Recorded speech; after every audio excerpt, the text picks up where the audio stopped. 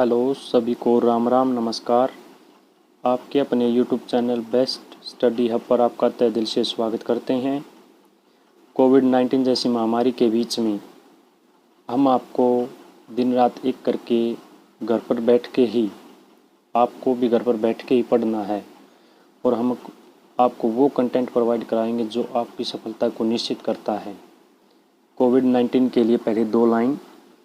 हजारों हजारों उलझने राहों में और कोशिशें बेहिसाब, इसी का नाम है ज़िंदगी, चलते रहिए जनाब, चलते रहिए जनाब।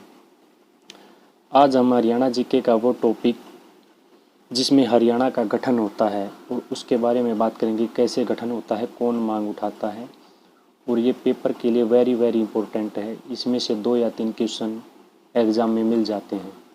सबसे पहले बात करता हूँ मैं 1833 या 35 की सन थी। उससे पहले हरियाणा किसका भाग था? तो उससे पहले हरियाणा मध्य प्रदेश का भाग था, यानी एमपी का हिस्सा था। और 1835 से लेकर और 1858 के बीच में जो गैप है, उस बीच में उस सन में किसका हिस्सा था? यूपी के कानपुर, यानी उस समय पर उसे उत्तर पश्चिमी प्रांत कहा जाता था, उसका हिस्सा था। और आगे बात करते हैं 1858 से लेकर 1947 तक, यानी इस बीच में किसका हिस्सा था? पंजाब का हिस्सा था। यहाँ से 2-3 बार क्वेश्चन आ चुका है कि 1858 में हरियाणा किसका हिस्सा था? तो पंजाब का हिस्सा था। इसको याद कैसे करेंगे? 1857 की क्रांति होती है, उससे अगले ही साल हरियाणा को कानपुर से निकालकर पंजाब में मिला दिया गया था। 1947 की बात करता हूँ। हमारा देश आज़ाद होता है, भारत आज़ाद होता है 1947 में। यहाँ से क्वेश्चन पूछेगा तो हरियाणा उस समय पर किसका हिस्सा था? पूर्वी पंजाब का हिस्सा था। और आगे चलकर कब गठन होता है? 1 नवंबर 1966 को गठन होता है। एक बार दोबारा रिपीट कर देता हूँ। 35 से पहले हरियाणा एमपी का हिस्सा, 35 से लेकर 58 तक यूपी के कानपुर, जिसे उत्तर पश्चिमी प्रांत कहा जाता था, उसका हिस्सा। 1858 से लेकर 1947 तक पंजाब का हिस्सा, 1947 से लेकर 1966 तक पूर्वी पंजाब का हिस्सा था। और 1 नवंबर 1966 को हरियाणा का गठन हो जाता है। अब आगे बात करते हैं कि हरियाणा के गठन की मांग किसने की थी? सबसे पहले मांग किसने की थी? तो इसमें मांग की थी 1907 में सबसे पहले मांग की थी लाला लाजपत राय ने। लाला लाजपत राय ने, और महिला थी आसफ अली, जिनका संबंध कालका से था। इनकी मृत्यु भी 2020 में अभी हुई है। इन्होंने सबसे पहले अलग हरियाणा की मांग की थी कि हरियाणा का गठन किया जाए। अब आगे बात करते हैं 1925 में पिरजादा मोहम्मद हुसैन ने 1925 में पिरजादा मोहम्मद हुसैन ने एक बात कही थी कि हरियाणा को पंजाब से निकालकर दिल्ली में मिलाया जाए। देखो कितना शातुर व्यक्ति था। इसने ये कहा था कि इसको पंजाब से निकालो और हमारे दिल्ली में मिला दो। और उसी बात का फ़ायदा दिल्ली प्रदेश कमेटी ने उठाया और इसी मांग का समर्थन किया। वो मांग कब हुई थी? 1928 में।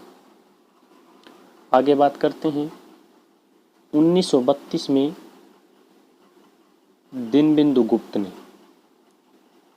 हरियाणा को पंजाब से अलग करने की मांग रखी थी। इसने सिर्फ ये बात कही थी कि हरियाणा व पंजाब को अलग अलग किया जाए। किसने कहा था? दीनबंधु गुप्त ने। आगे बात करते हैं 1946 की। 1946 में पट्टाभी सीतारमैया ने अखिल भारतीय एक भाषीय कॉन्फ्रेंस हुई थी, जिसमें दीनबंधु गुप्त की मांग का समर्थन किया था। कब किया था? 1946 में। अब आगे बात करते हैं 1947 में क्या हुआ था। सबसे पहले तो हमारा देश आज़ाद हुआ था, पंजाब भी आज़ाद, हरियाणा भी आज़ाद, क्योंकि दोनों इकट्ठे थे 1947 में, पंजाब और हरियाणा। क्वेश्चन यहाँ से बहुत ही इम्पोर्टेंट है, इसको रट लेना, याद कर लेना, दिमाग में बिठा लेना कि पहले सीएम कौन थे आज़ाद भारत के। तो प्रथम सीएम थे आज़ाद भारत में हरियाणा व पंजाब के, तो डॉक्टर गोपी चंद भार्गव, जिनका संबंध कहाँ से था, सिरसा से था। अब आगे बात करते हैं 1948 में। यहाँ से क्वेश्चन आएगा कि हरियाणा के किस जिले से संबंध था गोपी चंद भार्गव का, सिरसा से। Very very important question. 1948 में सबसे पहले अलग हरियाणा की आधिकारिक मांग पंजाबी नेता तारा सिंह ने उठाई। इसका मतलब ये था कि कानूनी रूप से पहली मांग किसने उठाई थी, तारा सिंह ने। अब आगे बात करते हैं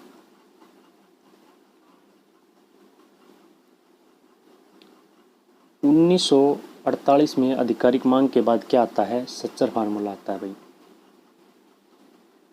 1949 में एक सच्चर फार्मूला आया, आज़ाद पंजाब था 1949 में, और दूसरे सीएम थे भीमसेन सच्चर। पहले कौन थे, डॉक्टर गोपी चंद भार्गव जो कि सिरसा से थे, भीमसेन सच्चर थे जो कि पंजाब से थे।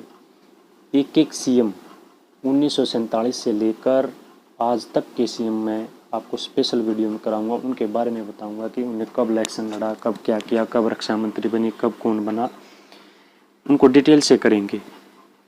इसमें बात करते हैं दूसरे सीएम थे भीमसेन सच्चर।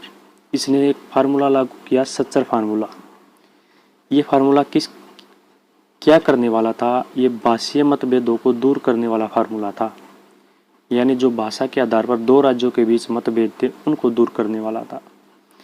ये लागू कब हुआ, 1 अक्टूबर 1949 को लागू हुआ। इसने क्या काम किया था, पंजाब प्रांत को, जो पंजाब प्रांत था उसको 2 क्षेत्रों में विभाजित कर दिया। पहला था पंजाब क्षेत्र और सेकंड था हिंदी क्षेत्र। यह फार्मूला भी असफल हो गया था। वो कारण बताता हूँ पहले।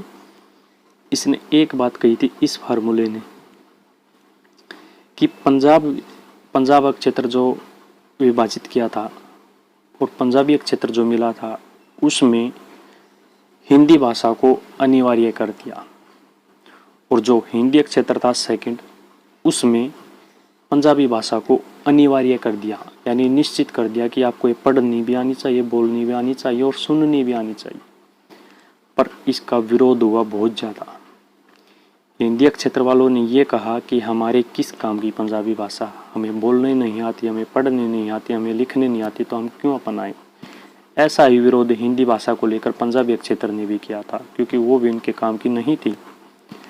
अब सेकंड बात करता हूँ, हिंदी क्षेत्र में कौन से क्षेत्र आए थे, जो पंजाब से निकलकर हिसार, रोहतक, गुरुग्राम, करनाल, महेंद्रगढ़, अम्बाला, जगाधरी और नारायणगढ़, जींद और नरवाना, और ये संभावित थे शिमला और कांगड़ा। ये सभी क्षेत्र हिंदी क्षेत्र के बाटे आए थे, और जो बाकी बचा हुआ क्षेत्र था वो सारा का सारा पंजाब के क्षेत्र में चला गया था। अब बात करता हूँ उसके आगे पॉइंट क्या आता है, राज्य पुनर्गठन आयोग। ये लागू होता, ये आता 1953 में। सिर्फ इसका काम था कि भाषा के आधार पर राज्यों का गठन करना। इसने पहला राज्य बनाया था 1953 में आंध्र प्रदेश, जो कि भाषा के आधार पर बनाया था, जिसकी भाषा थी तेलुगु। इसमें सबसे ज़्यादा योगदान देने वाले व्यक्ति थे रमलू, जिनको मृत्यु भी हो गई थी इस आंदोलन को करते करते कि भाषा के आधार पर राज्य बनाया जाए। पर इसके बारे में बाद में बात करेंगे, पॉलिटिकल की चीज़ें हैं ये। हम बात करते हैं पंजाब विभाजन की मांग। क्या इस राज्य पुनर्गठन आयोग ने पंजाब की विभाजन की मांग को स्वीकार किया? बिल्कुल भी नहीं किया, क्योंकि इसने अस्वीकार किया था। इसने भाषा के आधार पर हरियाणा और पंजाब को अलग अलग नहीं किया। अब बताते हैं इसने अपनी रिपोर्ट कब सौंपी थी। इसने अपनी रिपोर्ट 1956 को अपनी रिपोर्ट पेश की, जिसमें 14 राज्य, 6 केंद्र शासित प्रदेश बनाए, जिसमें हरियाणा नहीं था, पंजाब था। पंजाब वैसे का वैसा था। बड़े बड़े राज्य थे, बिहार जैसे राज्य थे, पंजाब जैसे राज्य थे इन 14 राज्यों में और 6 केंद्र शासित प्रदेश में, पर इनमें भी हरियाणा का गठन नहीं किया।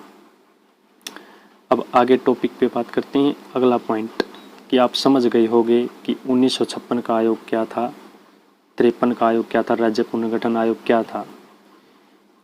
इसी बीच एक टीम आई थी 1955 में।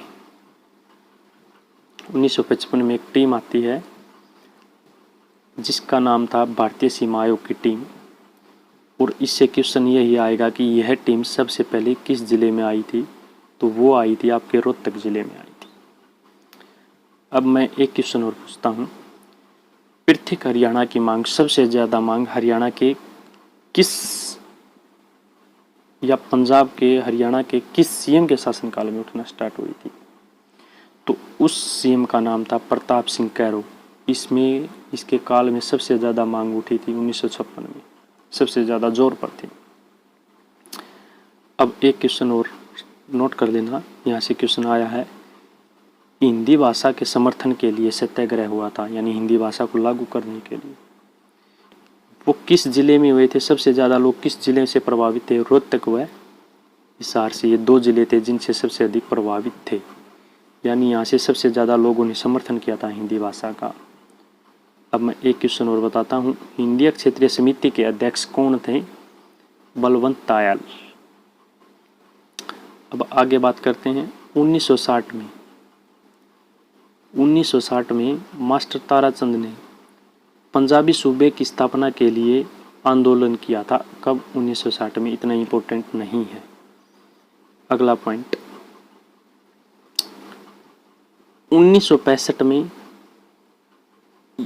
पंजाबी सूबे की स्थापना के लिए फतेह सिंह ने मरण व्रत की घोषणा की थी।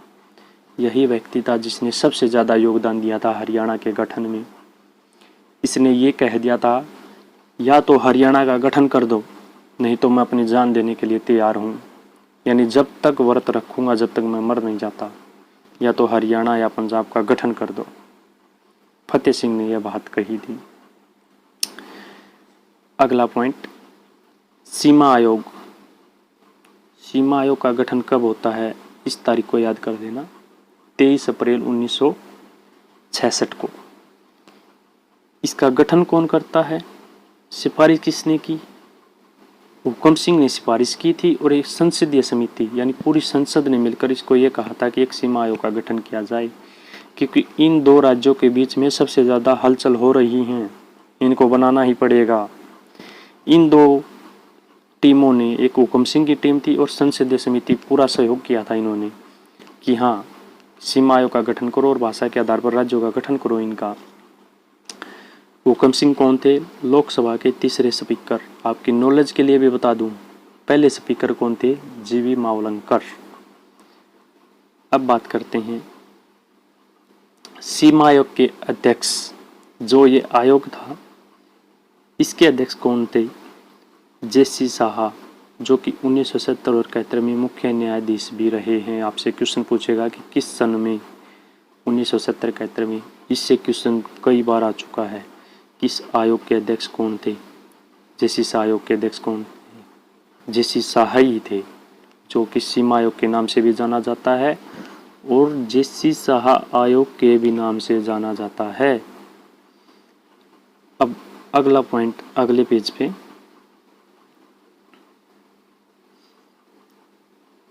इस आयोग में 3 सदस्य थे। जो ये आयोग बनाया गया था इसमें कितने सदस्य थे, 3। सबसे पहले थे जेसी साहा, MM फिलिप और S दत्त। ये 3 व्यक्ति थे इस टीम में। इसने क्या काम किया था, चंडीगढ़ सहित खरड़ तहसील, नारायणगढ़, जगाधरी आदि को हरियाणा में शामिल करने की मांग की थी। उस आयोग का नाम था जेसी साहा आयोग।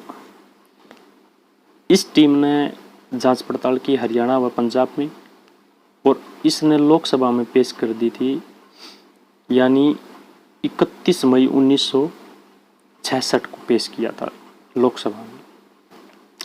लोकसभा में बिल पास कब हुआ, 18 सितंबर 1966 को। इनका अंतर देखना, 31 मई 1966, फिर सितंबर का महीना आता 18 सितंबर 1966। तो उसके बाद पंजाब पुनर्गठन विधेयक के नाम से यह बिल पारित हो जाता है।